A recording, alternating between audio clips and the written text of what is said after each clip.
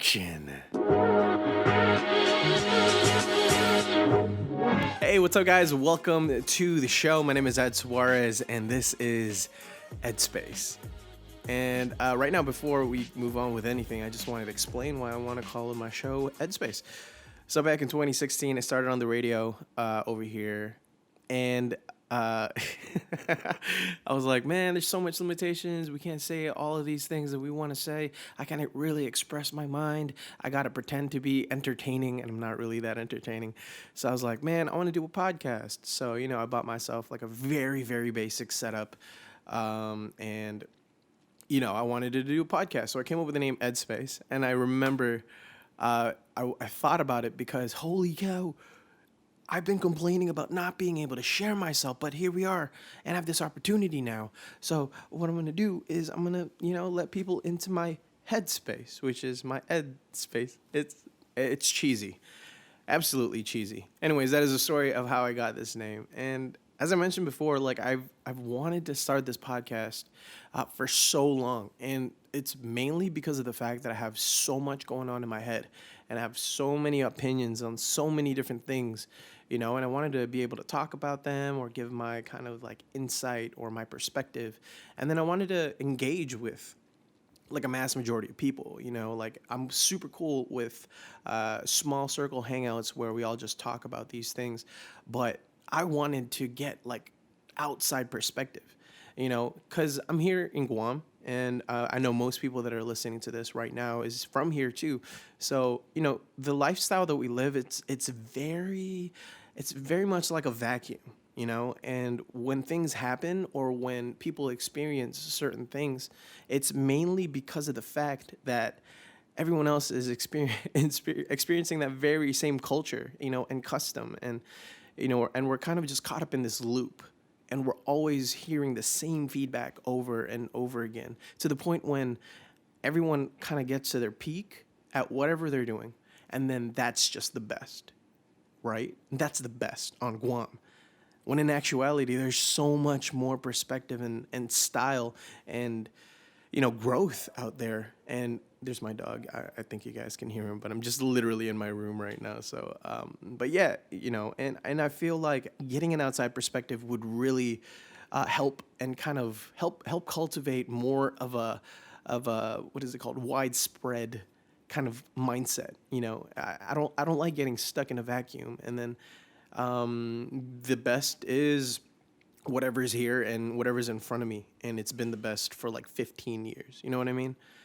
Yeah, and so I wanted to do that through the podcast, and I wanted to talk to people, and I wanted to engage with like a wider audience, because I know I'm not going to be always right. Like, I'm not going to be right about everything, but I know that everything that I do say is going to be at least debatable, so we could talk about it. And that's my intention. I want to build a community, and then I want to hang out with you guys, and I want to talk with you guys in the comment section, or I want to hear about your stories, and then I want to give you my insight on that stuff. And yeah, I'm still trying to get I'm still trying to get over a sickness, and it just hit me in the fucking face right now. Anyways, it's New Year's, guys. Literally, it is January 3rd. I wanted to do this on the 2nd, but things happened, and I wasn't able to do it. As he sips his cup of coffee. So for the first podcast, I wanted to give you guys more about myself. And what better way to do so than to do a quick recap of the decade. Yeah, so you heard it. We're going to be going back into my years. Starting back in 2010 all the way up to 2019, because now we are in 2020. So we're going to kind of do, like, what do I remember from that year? And, this is going to be great. Okay, let's do this. Also, I do work with a radio station, and I work with another company that's a nonprofit organization. And I just wanted to throw this disclaimer out there before opinions are dropped, that whatever I say does not reflect the branding of those companies. I am my own brand. I am Ed Suarez. I'm just a Filipino boy. I'm not a brand. Here we go. All right, so 2010. What was I doing in 2010? So back in 2010, I was actually still in high school. I was probably like a sophomore. I was dating this girl. She was beautiful. She was probably like the best person to be with at that point in time. She was just so supportive. And, like my parents were really tough on me because school, so I had to be like academically sound. And, she was putting up with it. I'd be doing homework, and then, like she wouldn't give me like crap for not hanging out with her, which was super awesome. Also, I did like track and field in high school. I think that was the first year that I made it into the all island. I was a fielder in high school, so I threw things like the javelin, the shot put, and the discus. My favorite was the javelin, just because it was like shaped like it's shaped like a spear. And so my motivation for that was whenever whenever I was throwing, I just imagined something at the end of the mark that I want to hit. Like usually I imagine like a zombie because I'm a big fan of zombies. So I imagine a zombie, and then I run, I do the form, and then I do the crisscrossy, bouncing, pouncing thing. And then whoop, I throw. And then I often miss my target, but I pretend that there was already a dead zombie in the spot that my spear landed. So yeah, anyways, track and field was great, 2010. I also did, oh my gosh, what else happened in 2010? Oh, 2010, I got cut from basketball. Oh man, we're not gonna leave that out. So 2010, I tried out for basketball. I loved, oh man, I'm Filipino, and I loved basketball so much. I did very well in like middle school. I was like, oh, people were just like, wow, man, you're really good. You do really good in high school. Just keep at it and practice more, and get better and better and better, right? And I was just like, all right, cool, I'll do that. And then I didn't. And then I decided sophomore year I was gonna try out. So I tried out for basketball. And dude, I thought I was gonna make it. I thought I was gonna make it, boy. I thought I was gonna get into the team and then finally fulfill my destiny. But no, man, I got in there, and then there was a couple weeks of practice. I was going, and then, every single day it was crazy. There was so much cardio and running, and then, matchups. I think that's the thing that got me, the matchups. So what happened was during tryouts, we had to pair with somebody that had the same physique and skill set, right, or level of play. So I was partnered up with my homeboy Kevin Martinez. Shout out to Kevin Martinez. So he was my partner throughout the entire tryouts, and it was it was fun, man. I'm playing with my boy. We're matching up, and then we're playing defense against each other, and then we're doing offensive stuff. But and then like a couple weeks go by, and things started to get a little bit tense because the first cut was coming up. And then, and then I was thinking to myself, like, okay, I think we've been doing good. Kevin and I are on a good, we have a good pace whenever we practice, and we're not dying. We're not being like little bitches about the thing. So, so what happened was, time, cut came. So it was the day, it was D-Day. And it was time to read the list of names that made it into the first round. And my name wasn't there, dude. Oh, my name wasn't there. Kevin's name was there. Fucking Kevin, but my name wasn't there. So I went to the coach and I was like, Coach, man, I know I didn't make the team, but I just want to know, like, what happened? Like, was I that bad at practice? Did I suck? And then he was just like, hey, okay, let's go talk outside. So we went outside of his classroom because he was a teacher as well. And then we sat down, and then this dude told me, he was just like, man, okay, Ed, thank you for trying out, first of all. And I just wanted to say, you did pretty good. But man, your left hand, you don't have a left hand layup. That's why I had to cut you, man. Kevin has that, and you don't. I'm sorry. And then I was just like, I was sitting in my chair, and then I melted into my chair, and I was just like, oh no, coach, but I'm left-handed. Yo, he told me I didn't have a left hand, and I'm left-handed. Oh. Anyways, and then I was just like, man, all right, fuck it. I'm just gonna go to track and field, and I'm gonna do my best there. So I stuck to track and field until my my junior year, and then we won a couple championships. It was super cool. And man, it was a great learning experience. I had shout out to Coach Jay, Coach Joff, Coach Mike, all you guys, Coach Tom. Who else was there? No, yeah. Oh, Coach Ja. Yeah, shout out to you guys. You guys made me into like the person I am. I guess you guys shaped me. So thanks for that. But yeah, so that's pretty much what happened in my high school career. Really, that covers like all the way up until 2013 when I graduated. High school was filled with like love and academics and like a lot of resistance, because I had friends that, how high school is, the kids party, and that's like a big thing here on Guam, like the high school kids party, and, things get crazy there. And I never took part in that stuff. And I feel like that's why I was dating so much. It was because I found like girls or like I found people that didn't live that lifestyle or they weren't about that, so that I would be as far away from as possible from those situations.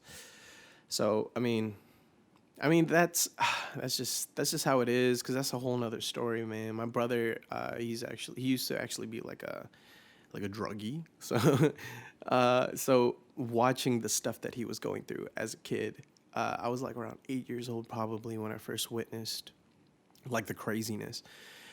And like seeing him walk around talking to himself, man, like he would do things like crazy things, like he would stare directly into the sunlight. Like I would be coming home from school, right, at like 2 in the afternoon. I'd be riding the bus and stuff, and I'd come down and I'd walk home, and then I'd see him just outside in the front, and this dude, man, he's just like looking up at the sun, staring at it, and then he looks at me. And then he's just like, stop. And I'm just like, yo, that's so crazy, man. That's so scary. So I never wanted to do like drugs. I never wanted to do like alcohol. And then I didn't want to smoke cigarettes and all that stuff. And then, yo, dude, I was just like scared straight. Once you witness like a family member, a person that is your blood, a person that you love, go through that shit, like it wakes you. It gives you a perspective so much deeper than an anti-drug commercial can give you. You know what I mean? And so I feel like, that was one of those things that God blessed my family with as far as experiences are concerned, because it taught us how to be like patient. It taught us how to deal with situations like that. You know what I mean? And yeah, I don't know. I'm just grateful and blessed. Like now it's a lot better with my brother, at least, so he is like more responsive, and he's picking up responsibilities now. And, he's just such a great guy, and it broke my heart when it first happened, because this guy was literally my role model. Like he taught me how to dribble my first basketball. He taught me how to talk to girls and just say hello and all that stuff. He bought me my first Eminem CD, which was a big deal because that played such a huge influence on my growth, right? As an elementary school kid, that's when he first bought it for me. It was just a little bit sketchy, but it shaped my perspective on music. Like, that was my most memorable music experience that kicked everything off for me. That's when I really started caring about content, and like storytelling. So I give that to my brother, and seeing him go through that process or go through that hardship, it was just like, oh, man, it was. If you've been through this, man, because I know it's a big, big, big, big thing. I know a lot of other people go through it as well. Like, man, I feel you. I just want to say, and I know that things will get tough. Like right now, we're in the calm part of the phases, but there is always like a relapse, or there's always a time when the chemical imbalances in the brain do kick in, and the medication stops working, and they come back. They become that person that you've always been afraid of becoming. You know what I mean? So I feel you, and I'm just gonna say, like, you just gotta be patient, and you gotta do your best to be a part of their life, because that's what keeps them away. Like I've been including my brother more on like these little rendezvous that I do, like going to fucking Home Depot or picking up snacks at McDonald's or just driving around. Like sometimes I just bring him with me, and then we just like fucking chill and smoke cigarettes. We just smoke cigarettes and drive and listen to music, and then we stop at some places and stuff like that, you know? So, yeah, I've been trying to incorporate that stuff a little bit more. Anyways, back to the, I digress. Back to the highlights. So, I graduated in 2013, and everything that I learned in high school, I literally had to toss it out. Like every single thing, because in 2013, after I graduated, I went straight into a college. So I went to the university here for for probably like 4 semesters. 4 semesters. I was in for like 2 years, and then it was time to declare, and then I was just like, man, honestly, I don't know, because at the same time that I was going to school, I got like my dream job, which was to work at the radio station, and I also was able to work at the water park here. I was a lifeguard and a person at the admissions, and then what else was I able to do? Oh yeah, and I worked at fucking Kmart, dude. I worked at Kmart for fucking 3 months. 3 months. That's it. It felt like forever. Oh my gosh. Anyways, so I had those 3 jobs, and at some point I was working those 3 jobs all at the same time, which is absolutely insane. And I'll tell you guys a little bit about that later. But yeah, after 4 semesters of like college, I was just like, man, I don't know. I'm kind of bored. I don't feel I don't feel like I belong here right now. You know what I mean? Like I felt like I just didn't need to be there. So I picked up more jobs over the radio station. I went from being a personality on the air to becoming a fucking salesperson. So I became an account executive, which was so much fun, man. And that really kicked things off for me because I was making a little bit more money. You know, it was easier for me to live. So I went to my parents. Fuck, man. It was kind of tough. It was like, because, my parents are Filipino.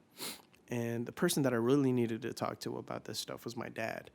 So I went up to my dad. I just got the job as a sales executive. And then I went up to my dad and I said, hey, Dad, so here's the game plan. I said that. And then I told him, so I got a job at the radio station, and I'm going to be making this much money.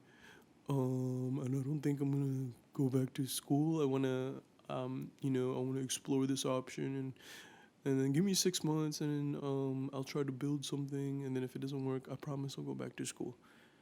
Right? And then my dad was like looking at me, and I was so nervous. I was literally shitting out of my nipples. It was amazing. And my dad goes, well, okay then, you could do that. If that's what you really want to do, then you can do that. I support you. And I was just like, what? I was so confused. I couldn't believe it. And then from there, I just, I stuck to the sales gig, and I was doing that for about a year. I learned so much. I was able to network with so many different people, and I learned how to talk to clients, and I learned how to problem solve. I learned how to be a consultant in the field of media, which is, such crazy experience. Like they don't even teach you that in school. Like handling clients is it's so different because this is people we're talking about now. And as helpful as academics is in this field, like to be a good business person, or to be a good salesperson, or to be a good fucking PR or anything like that, you got to be able to relate to people. And if you weren't doing that at the university with your peers, or if you were just like so focused on your homework all the time and you weren't socializing, then that defeats the whole purpose. Like I feel like the university is meant for networking and building that web of potential partners or clients or people that you just want to work with, And that's what I think. I think that's what the university is good for. You do learn a bunch of like useful skills as well, which is super awesome. And I'm actually thinking about going back very soon. Probably be moving somewhere. Anyways, yeah. So I stuck to sales for about 2 years, and I was doing for 1 year, and I was doing that from 2016 to 2017. That's when I quit. So during that time, it was it was very interesting for me because I picked up like new clients, like people that, that haven't been on the radio for a long time or haven't in a long time or haven't been on the air at all, right? So it was like new business and old business. So I brought in a bunch of people and, I helped them come up with like these interesting campaigns on the radio or like interesting commercials and things that would draw traffic to their stores. And so after like 6 months of doing that, like, my clients were coming back at me. They were just like, like that was a good promotion. It really helped by this much. And then they would like let me know how much it would help by. And then there's some clients that were just like, it was working in the beginning, but I don't know. Like, I feel like the attention shifted and we're just not getting as much out of this deal anymore. And, they wanted to cancel their stuff. So I was just like, man, how can we help these people? Like, how? Because at that point in time, like, social media was so new. It was a baby. Especially here on Guam, because, like, we're behind like 15 years all the time.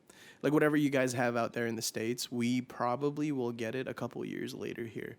And it's crazy. So with us, we were behind on social media back in 2016, right? But I saw the opportunity, and I knew that it would be so powerful. So... sorry, hold on one moment. So what I did was I went to a staff meeting that we had, right? And we were all sitting there trying to come up with more ideas on like different campaigns that we could be doing on radio and TV, because those were our products. So I was sitting in that meeting, and then I noticed on the contracts that there was social media being offered, and I wanted to bring that up. So everyone, like, we went in a circle, everyone gave their piece of the pie, and I was like, yeah, those things actually make sense. They're really good. Like, like, you guys are fucking experts, and that's expected. And then it came down to me, and I wanted to know why it said social media on the contracts, but we weren't selling like social media. And the response that I got was crazy, man. Like, there was a cloud in the room, and I was just like, whoa, so weird. The craziest quote that I remember from that session was that social media is dead. Somebody said social media is dead. And I was like, oh my gosh, social media is just getting started. It's still in its infancy stages, and hopping on it now, way ahead of the pack, going digital, even if it's just little dabbles now and then, you know what I mean? Like, just testing the water, that's it. Like, I was just like, yo, it's not dead. It's not dead. And man, that meeting honestly changed my perspective on so many different things, because I'm all about like progression and growth for myself. Like, internally, that's how I feel, and that's how I act. And now that being thrown in my fucking face, like, it made me feel like the growth wouldn't be possible here. So that was like set in my mind, and I was just like, man. And it was such a hard thing for me because I loved everybody that worked there. I loved everybody. Everyone was so nice. Everyone was such good hearts, and the decision was so difficult. Well, I don't even think I mentioned what the decision was. So I had another opportunity came up, and it was an opportunity to start like a company. And so and it was a social media company. That's why I bring up social media. So so I decided to do that. It was a hard decision, and it took me a couple of months to finally decide that I wanted to do it. So I did that back in 2017. So in 2017, we started a company called One Punch Media, and it was supposed to be a social media marketing company that makes videos and social media management packages where we would manage client accounts and then, make posts and do photos and all that stuff. So, one moment. So we were doing that, and I did that for a couple of years. It was such a great experience. I worked with some of the most talented folks that I've ever met in my life, and a lot of them I still talk to every now and then. And I'm just like so happy for everyone. Like, the point of the company was to create a platform for up and coming artists to be able to create and contribute in a way that they can, and give them the opportunity to work with people and clients and understanding how that workflow would be like. And now that we've shut down, so we shut down back in last year. We shut down last year in June. Like June was the last month that we operated. So we were around for 2 years, but when we shut down, it's been almost 7 months now. I run into everyone, and I'm just so happy that everyone is doing what they want to do.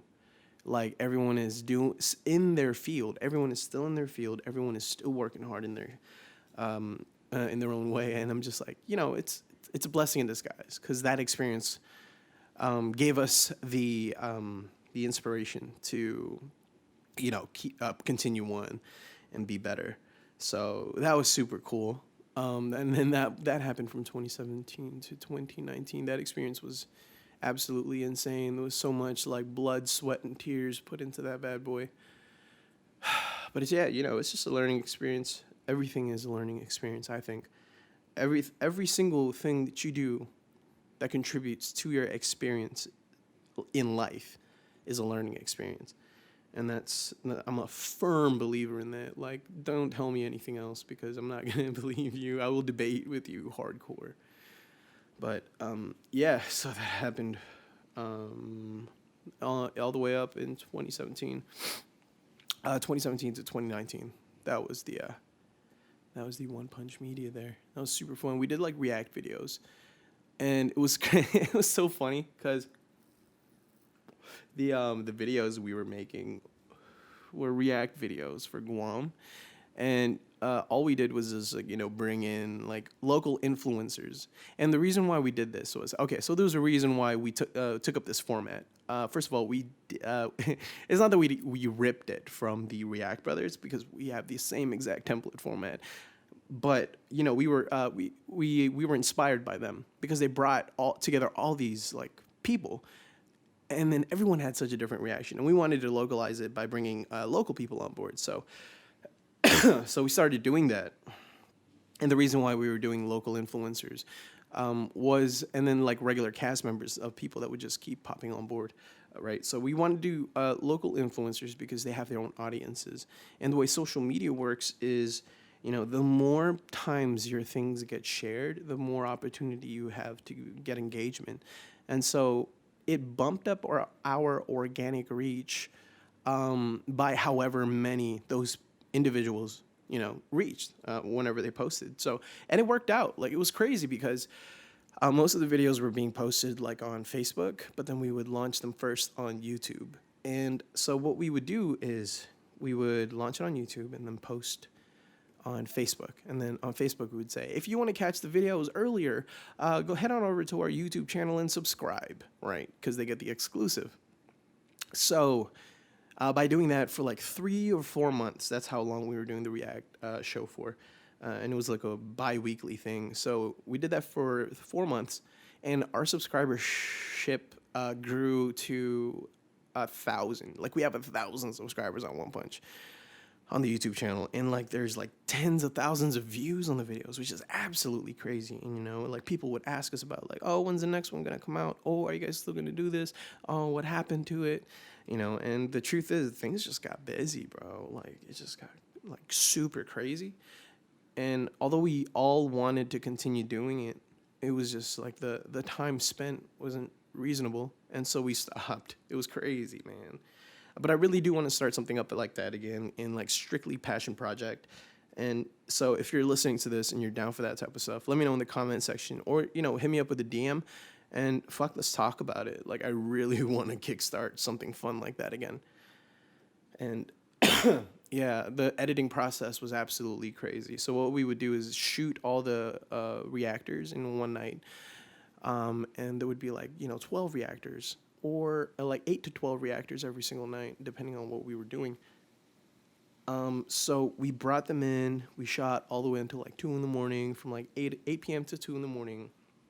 And then after that, I would immediately dump the files into my computer so that it's ready for me when I come back in the morning. So I would go home, sleep, come in at like, whenever it was reacting, it always came in at like 7 o'clock, and then I just started on it.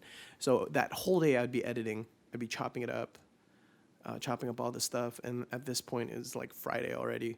So I'd be chopping everything up and then piecing everything together. So all in all, like a project would end up with like 25 layers. And that's including like title cards and, like animations or whatever videos we're including. And so 25 layers every single time. And I was just like, fuck, dude. And then by Saturday, it'd be ready. Like, we'd launch it by Saturday. So I edit for like 3 days, which is way too long in my opinion. But we did it. And then it comes out on Saturday. And that's how we used to do it. I'll link it down in the comment or in the description below if you want to check out one of the videos. Our best video right now is to try not to get scared. And I feel like it's because there's so much funny reactions. Like, people are just so fucking funny. And it just cracked me up. Man, I need to pee. One moment. I said, like, all of the experiences that I've gone through, like, it's so weird because most of it right now is just like, what do you call it?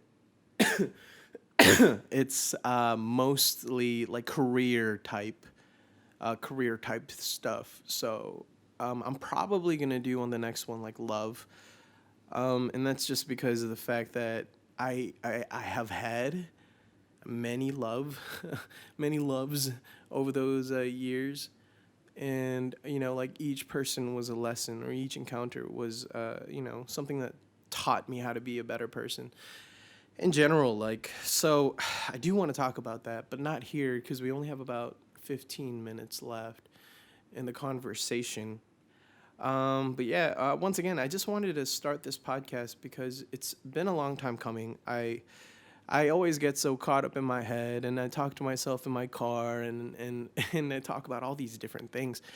And I can't get feedback talking on my car because my car doesn't actually listen to me. But I wanted to do this to get feedback from you guys. And so I want to hear what you guys think about this format. This is probably how it's going to be for a while.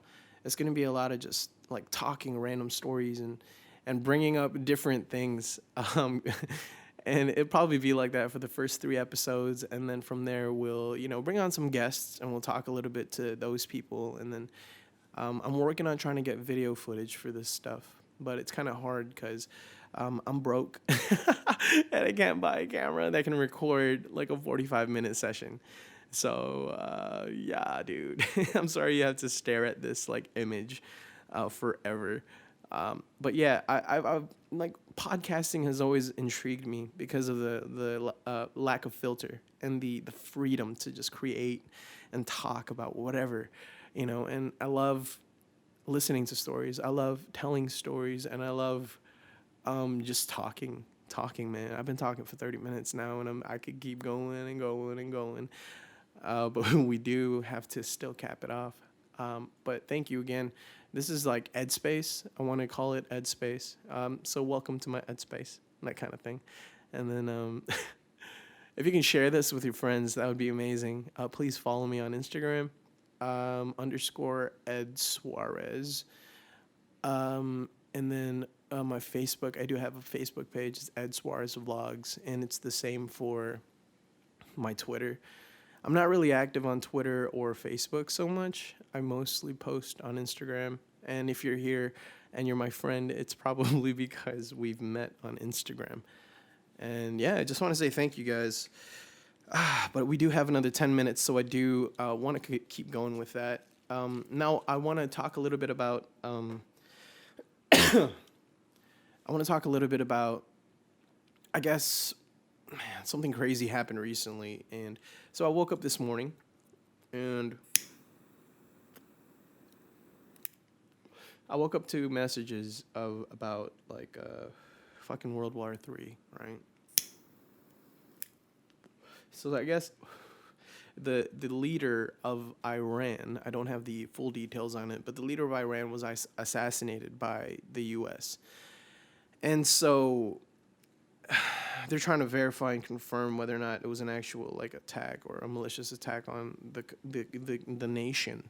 And so, fuck, if it turns out that it is, then it's that kind of action is provoking. It's like war provoking. Like that's like those are fighting actions.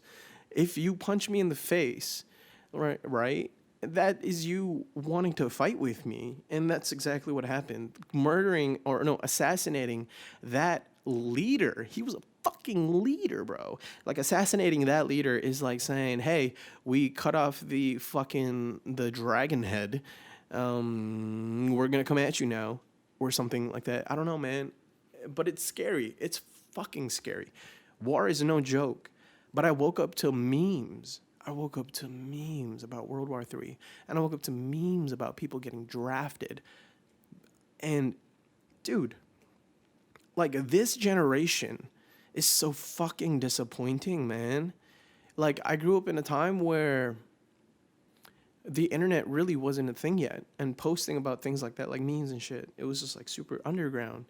But now that it's so widespread and it's like the main form of communication, really, and it's what entertainment is nowadays. Like, everything's a fucking joke. Everything is a joke, but at the same time, everybody is walking on eggshells because the sensitivity now is absolutely insane.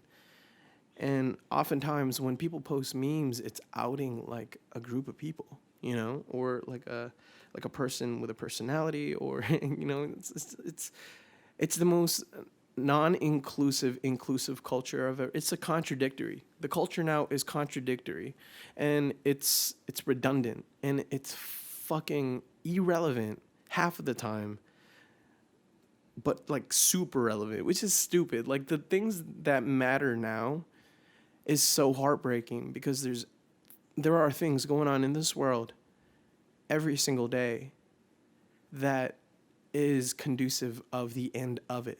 Like the world, the Mother Earth is dying every single day, and everything that we're doing is contributing to that.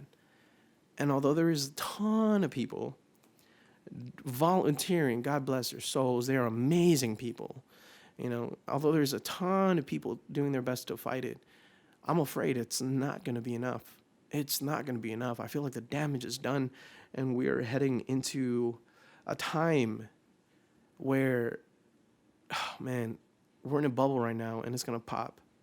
Resources are going to become scarce, I think. And the currency that as we know it is going to not fail to exist. I feel like something is going to happen, and the economy is going to get so messed up, and just something with the planet Earth is going to fucking explode in our faces, and we're not going to know how to deal with it. And I'm scared for that because, dude, the generation now is so sad, so sad, so sad. We don't know how to do a lot of things. What more surviving in a post-apocalyptic situation? Come on, dude. It's crazy, super crazy. Anyways, what do you guys think about that culture, like meme culture? I'm guilty. I fuck with it. I think it's funny as fuck, But damn, man, there's like a line. There's a line. I don't think we should be able to joke about certain things. And I'm not going to mention what those things are because it's going to get super political in here. But I'm already a little bit talking political about the generation. But please bear with me. I don't know. I'm afraid. Dude. I'm so scared. I'm not afraid to admit that I'm scared. Everything could change at any point. All of this could go away at any point. Like, think about that. Like, are you ready? Like, what if this all does go away? Like, what if one morning everything is gone, and you're the only one that's there? Like, you don't have any more family. You don't have any more like a house to live in. You just wake up in like rubble, and there's like nothing at all. Like, how are you going to survive? What are you going to do? Raid a supermarket? Now, the question of moral comes into play. Like, Like, is that, like, ethically even fair? Like, can you do that? Because it's not going to matter anymore.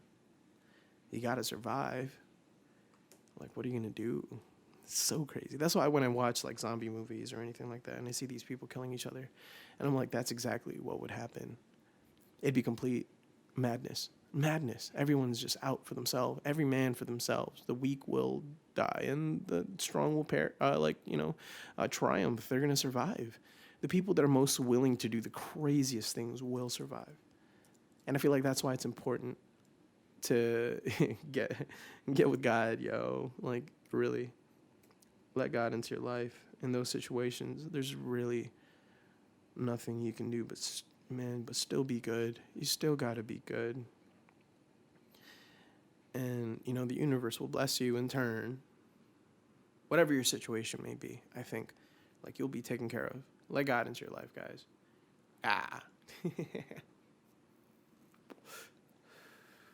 Yeah, that's my little spiel. Yeah, this is weird. I don't know, because I've just been talking to myself this entire time. And I'm really happy that you're listening. If you made it this far, man, you are so sick. You are so dope. Thank you so much. And if you make it here, I want you to comment down below a puppy face. I want you to comment a puppy face.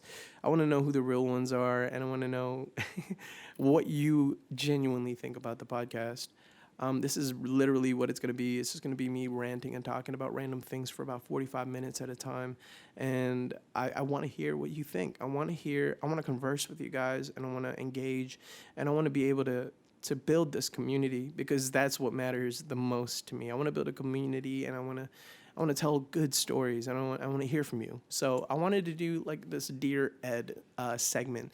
And pretty much it's going to be like a Dear Abby, or, like a fucking, what is it called? An advice column. So this is going to be my call out for that thing. And all I need you guys to do is, I don't have an email for this yet, but I do have Instagram. So @_Ed hit me up in the DM and send me your Dear Ed, right? You could tell me about a situation that you're going through in your life. If you need like some kind of advice on it, like that would be cool. You could just hit me with that. I keep burping. I keep fighting burps. It's horrible. But yeah, so that's something we can do. And then like, just sign out with like any name that you want. Like, don't use your name though. Like, sign out with something clever, or sign out with something like super stupid. Use your name if you want. But I would prefer it to be anonymous, because I know you don't want to air out your dirty laundry. So let me know. And I would love to have you guys on the show with me in that way right now. But I do intend on bringing guests sometime soon. I just wanted to get a feel for the like talking on the microphone and being able to share myself, because there's no point in doing a podcast if it's not genuine. You know what I mean? And so I wanted to take the time to hop on here, get comfortable, be genuine, and share myself with you guys, so that moving forward, however long this podcast may last, like moving forward, you would know me, and you would know how I think, and you would know how I would react to certain situations, especially when I'm having conversations with people. And, it would be cool. It would be super cool, super cool. I'm very excited, but we do have about 2 minutes left, and I want to take this time to thank you.